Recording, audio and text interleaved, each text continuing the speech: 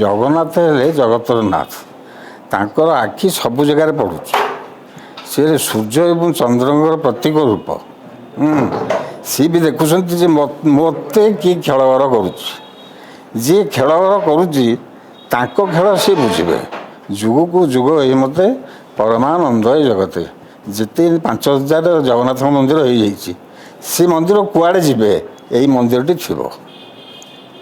ଏଇ ହେଲା ମହାପ୍ରଭୁଙ୍କର ପୁରାପୁରି ବାକ୍ୟ। ଏଇ ମହୋଦଧି କୂଳରେ ଅଛନ୍ତି, ମହୋଦଧି ପାଖରେ ଅଛନ୍ତି। ଜଗନ୍ନାଥଙ୍କ ଶ୍ରୀମନ୍ଦିର, ଶ୍ରୀ ଅତ ଲକ୍ଷ୍ମୀ, ଲକ୍ଷ୍ମୀଙ୍କ ମନ୍ଦିର, ନିଜର ବାସସ୍ଥାନ। ଏଇ ବାସସ୍ଥାନ ନିଶ୍ଚୟ ଥିବ। ସମସ୍ତେ ଯିଏ ଯୁଆଡ଼େ ଯିବେ। ତେଣୁ ଇସ୍କନକୁ ଅଦିନରେ ରଥଯାତ୍ରା କଲେ ତୁମେ କ'ଣ କରିବ?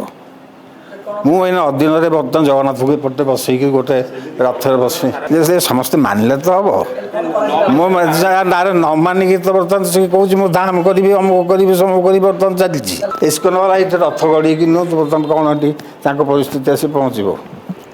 କିଛି ନାହିଁ। ସେଇ ପରିସ୍ଥିତି ଭିତରେ ସେ ଯେଉଁ ଭିତର କାଠ ଭିତରେ ପୁରା ଚାବି ପକେଇକି ରହିଲେ, କାହାକୁ ଛାଡ଼ିଲେନି।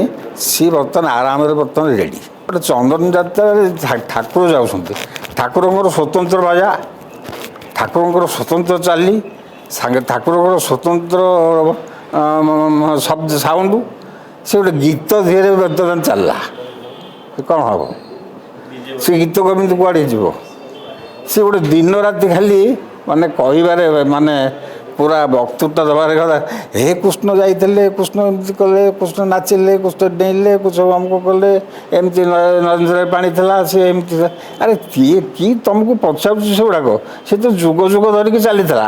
ତେମେ ଯଦି ଯୁଗ ଯଦି ଡେଭଲପ୍ କରିକି ଆସୁଛ, ସେମିତି ଡେଭଲପ୍ କରିକିରି ବର୍ତ୍ତମାନ ସେ ଇସ୍କନ ବାଲା ତାକୁ ଜଗନ୍ନାଥଙ୍କ ରଥରେ ବସେଇ ନେଇକି ଯାଉଛନ୍ତି ଆଉ।